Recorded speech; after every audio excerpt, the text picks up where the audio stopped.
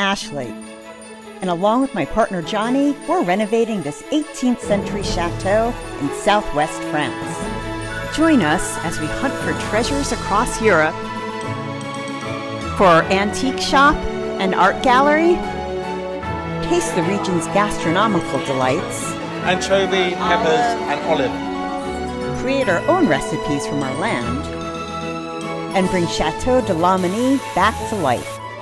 All under the watchful eye of our sausage dog Abernathy and our flock of 9 naughty sheep. It's all about art, antiques, food, and farm life in our French chateau. Come along and experience the art of French living.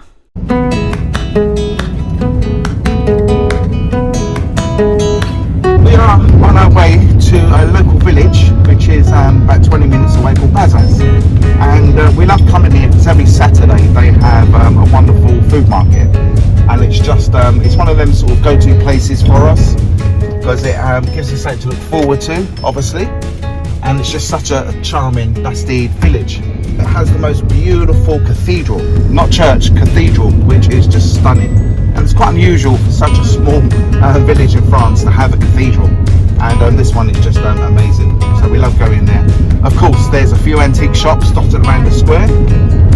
In all honesty, the biggest reason that we always go to Bazas is because our favourite restaurant, CARO, is there, with a beautiful South African chef who creates the most exquisite, delicious, yummy dishes. I'd love to share that with you, and it's a beautiful drive there also.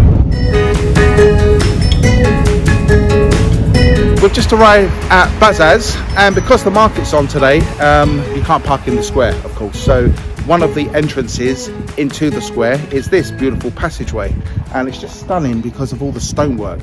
Anytime we come to a French village, it's always just so amazing to see these lovely ports, because it's a gentle reminder, or quite a firm reminder actually, because it's so big, of how things were back in the day. It's just days gone by, that kind of lovely sentimentality that these stone walls carry with them.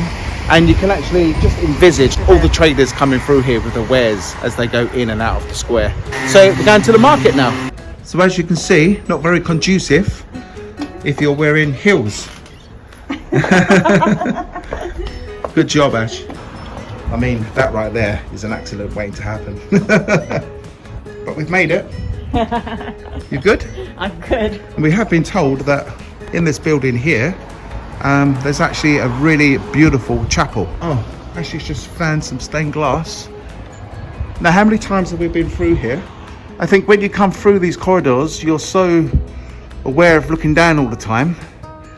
It's the first time we've spotted. Good job. So that obviously looks like it's the chapel. And there is a gentleman that actually owns this place, but I don't think he lives here full time. And I would love to get a peek inside.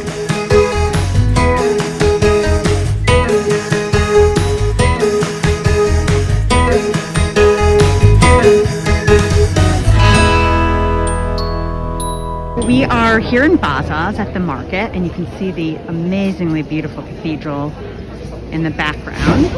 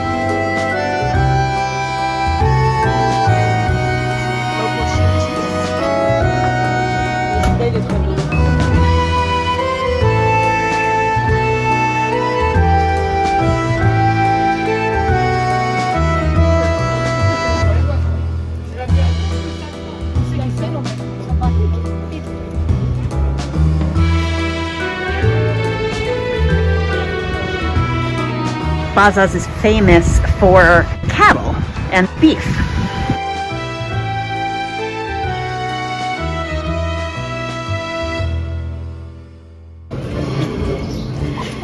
So I wanted to show you guys this. His name is Philippe Marambé, and he makes nearly 100 flavors of meringues. Every flavor you can imagine. Look how beautiful these are.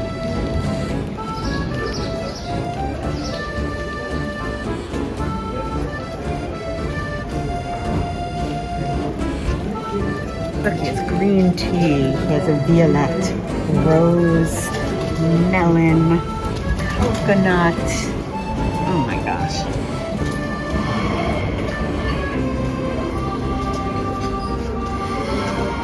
An interesting little backstory to this boutique store.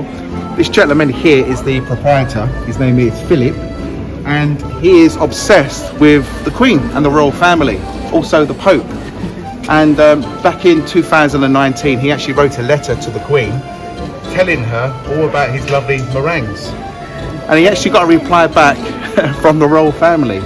Her Majesty thought it so kind of you to write her, the Queen, was very interested to learn about your business and to see the special meringues that you have made, etc, etc. And about 2 years ago, we actually brought a retired police commissioner here, Brian Langston, dear friend who lives in France. And he was actually stationed at Buckingham Palace throughout his career. So he's met the Queen. And of course, I had to drop that in to tease Brian. And this gentleman, probably for about 40 minutes, was just hounding him. Tell me more about the Queen. He's just so delighted. Anything royal family or the Pope, this man is your friend. So if you do come to Bazas, tell him you met the Queen, and he'll probably give you a little goodie bag to take home for free, because he did to Brian. So we're just outside the cathedral now. Just about to go in, and the entrance is absolutely stunning. It's beautiful. I'm just going to switch the camera around to give you some idea of just how beautiful it is. So here is the main entrance right in front of us. There's actually 3 portals, and these were made in the 13th century. Just huge, absolutely beautiful. I'm always in awe of these beautiful historic buildings. I mean, regardless if it's a church, a chateau, a cathedral, or an abbey, the amount of work and craftsmanship to fabricate something like this is just insane. And the details here are incredible. I mean, the camera really doesn't do it much justice, but the detail in these saints here and these angels. And of course, many of them have lost their head. That happens when they're at war, and if they can't destroy the whole statue, it was very disrespectful to cut the head off. So that's why a lot of these poor fellas have lost their heads. Just about to go inside now.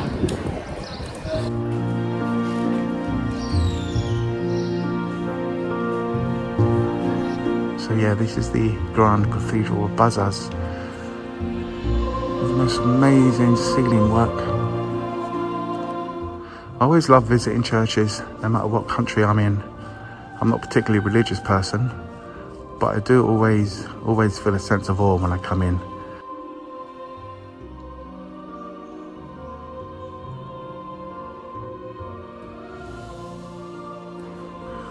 The amount of light that comes through these amazing stained glass windows is incredible, even on a dull, rainy day such as today. They're always quite interesting. Even if you're not particularly religious, just the artwork is incredible on each of these amazing old stained glass windows. And what I find interesting in these lovely buildings is that there's always like a mini chapel set aside for particular saints. Joan of Arc, something that we're both quite interested in. We just love her story. One of my joys when I visit churches is to come and study the artwork, always on such a huge grand scale. The folds in the curtains up there on the right hand side corner, and the detail on the garments, just so beautiful. I would love to have artwork like this. Always such a pleasure to come here. It's been a while because of confinement. It's been a while since we've been to Bazas. The square in Bazas is lined with restaurants and cafes, and I think it's really important now that restaurants are open to really support the local restaurants. I mean, they've been shut for 7 months, and they really need our help. And one of our favorite restaurants where we're headed right now is just on the other side of the square. And it's a South African chef. Her name's Caroline, and her food is just artistic and so incredibly beautiful. So we are very excited after 7 months of not eating there to have a fabulous lunch.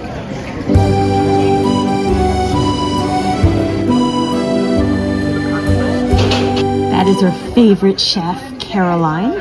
I keep seeing things come out and they just look incredible. Hello, madam. Let me sit down. That's beautiful. Incredible, huh? Well, I've just popped in to wash my hands, and Caroline, the chef, is like, Johnny, it's so nice to see you. Gave me a lovely squeeze and a hug. She gave me this beautiful piece of art as an appetizer before our starter and before our main course. And I must say, she did this really for me because she knows it is my absolute favorite thing on her menu. It's always an absolute work of art. Her words were, don't go anywhere, I have something for Ashley. Oh, absolutely love her. Thank you, Caroline. There you go. I have to tell you that I'm having a very, very, very hard time deciding what I want to eat on this menu. I think that Johnny has a run for his money here with these croquettes. How beautiful are these? Oh, wow. Incredible, huh?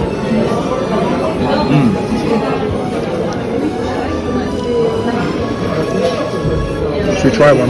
Yeah, try it.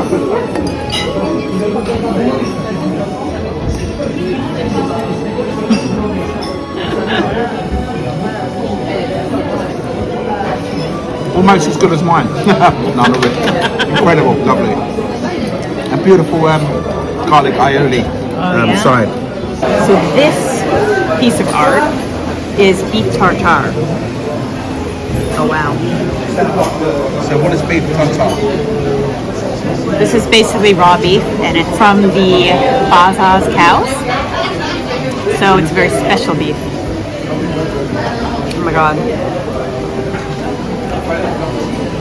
Wow, that's the best tartare I've ever had. It melts in your mouth, and there's a hint of soy and ginger.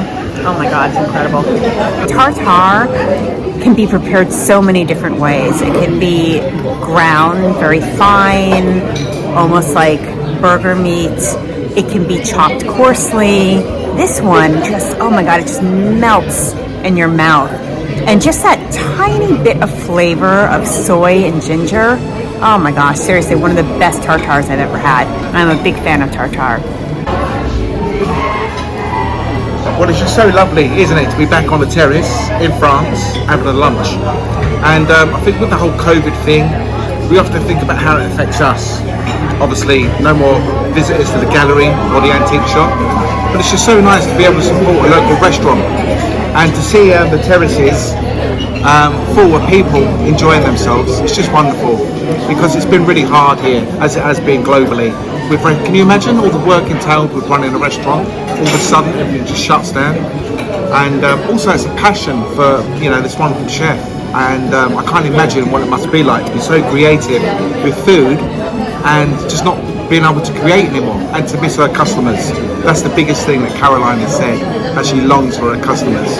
And here we are now on this terrace, socially distancing and enjoying. It's a win-win situation, because we're getting replenished, we're having a beautiful break from work at the chateau, but also for these guys that run this wonderful establishment, and supporting them, because it has been hard. So it's just so nice to be here, enjoy wonderful food and supporting our dear friends. Yeah, I completely agree. I think it's so important to support our local restaurants. Yeah. So I have a salad with poulet and crevettes. It just looks incredible. I can't wait to taste it. And Johnny has duck, which is his go-to. Here he goes. He's gonna cut into the duck.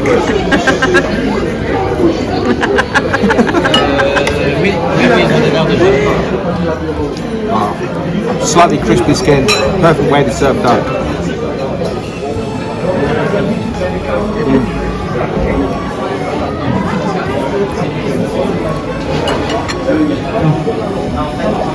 It's just so delicious. I've always been a steak man, I think because of my years in Australia, and the steak in France is just superb. Wherever you go, it's just always lovely.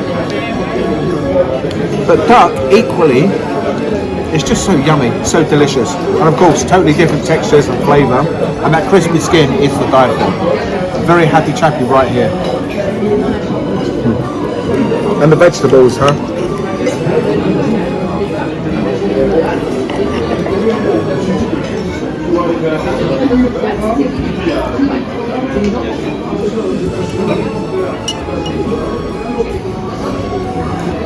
This is chocolate mousse, and Caroline pours olive oil over it, and it has red wine salt with a little bit of cookie crumble, and it's just incredible. I normally wouldn't think of olive oil with chocolate mousse, but olive oil and red wine salt, oh, it just makes it perfect. And she also makes homemade madeleines. So is that right? It's red wine salt. It's red wine salt. How did I miss that before? I don't know, but you can see it. Watch this.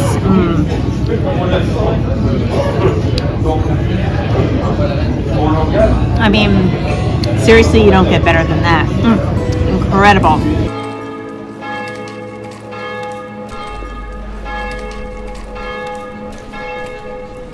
So we're in one of our favourite antique shops. The guy, his name is Patrick, he runs it with his wife. They live on site, a beautiful bespoke house. And he always has the most incredible collection, really varied stuff. So for instance, this lovely horse here. You do see these dotted around France. They're usually very expensive, and they're quite hard to come by actually, because people usually snap them up. A lot of them end up getting crated over to places like America or Canada. And it's an old children's play horse. And obviously back in the day, things were a lot more heavier for children. Huge, great big wrought iron wheel here, these lovely pedals. Certainly don't make them like this anymore. And they are just so charming to look at. So we're gonna have a little wander. There's a few things that's taken our eye. Very vast, eclectic mix. It's like walking through a beautiful cabinet of curiosities. So we're gonna go and have a little walk. And if we see anything interesting, which I'm sure we will, we'll put it on camera for you.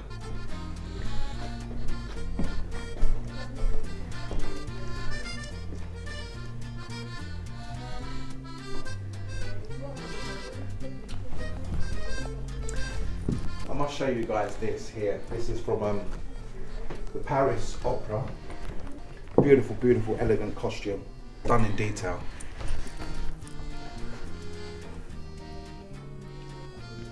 You know, one thing I always adore about coming to these shops, it's something that we both get such a kick at, is the French books. Now, the old spines are so elegant and they're all leather bound, etc.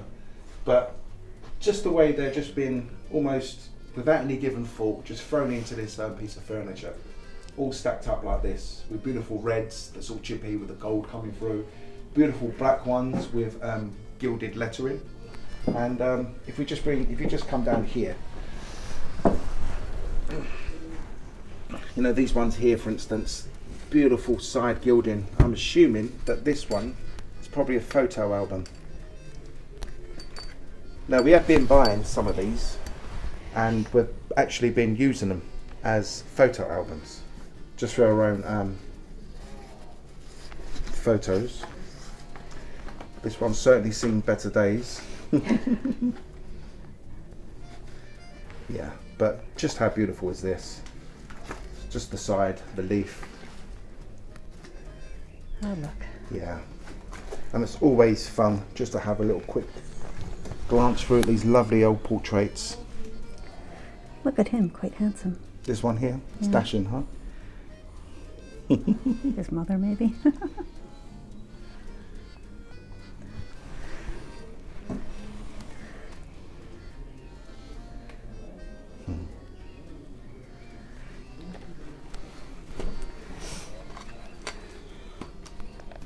But these books are just incredible. Just love them so much. This is a collection of Probably encyclopedias on science. And this one's beautiful here. Just the side, the detail here. And these look beautiful stacked up like this in cloches, or maybe like this with something interesting sitting on top. Maybe a statue of Joan of Arc or something. So this is a really lovely collection here, don't you think? Some religious pieces, some lovely statues here.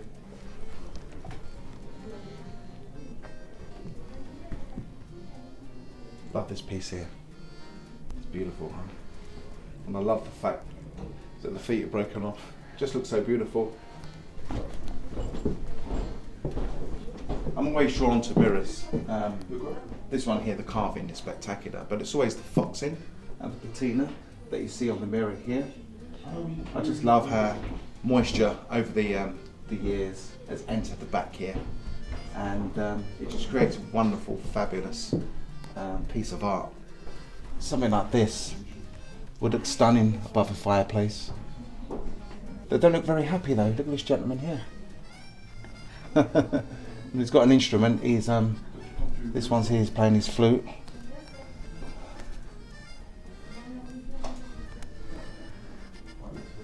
That one's like, it's got a little harp. And this one, well, he's had too many pork pies. That one. But really, really a stunning piece. 4,200. Can you imagine the craftsmanship to create something like this? Love it. So speaking of mirrors, there is a piece that we spotted downstairs. We're going to go and have a look, see how much it is first of all, and see if we can pick it up today. It's a large, oval, beveled, edged mirror, and we have an idea of what we want to do to it back home, up in the gallery. So we're going to see if it's available still for sale.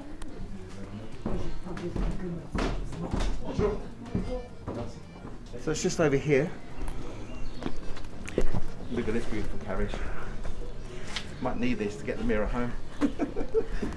Oh wow, yeah, It's love stunning, that. huh? So we've got the price on this. It's 50 euros.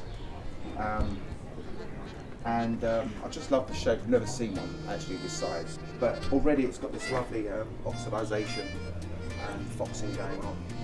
So what I was thinking is up in the gallery, we are going to create a bar. And we thought that this would be a beautiful backdrop for the bar, maybe with some oxidized, reverse gilded lettering, like sign writing in gold.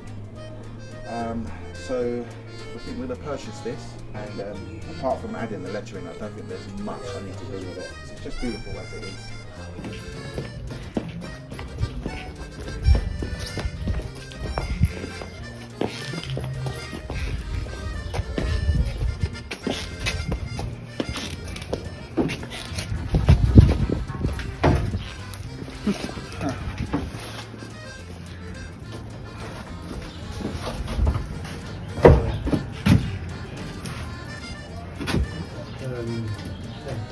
Yes. We get this. Come on. Halfway Patrick.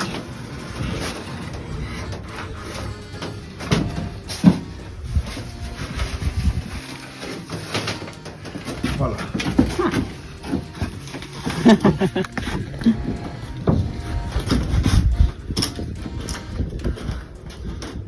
It's good. Yeah. Perfect. Good. Merci beaucoup, Patrick. Thank you, my friend. Au revoir, Patrick. Au revoir. À bientôt.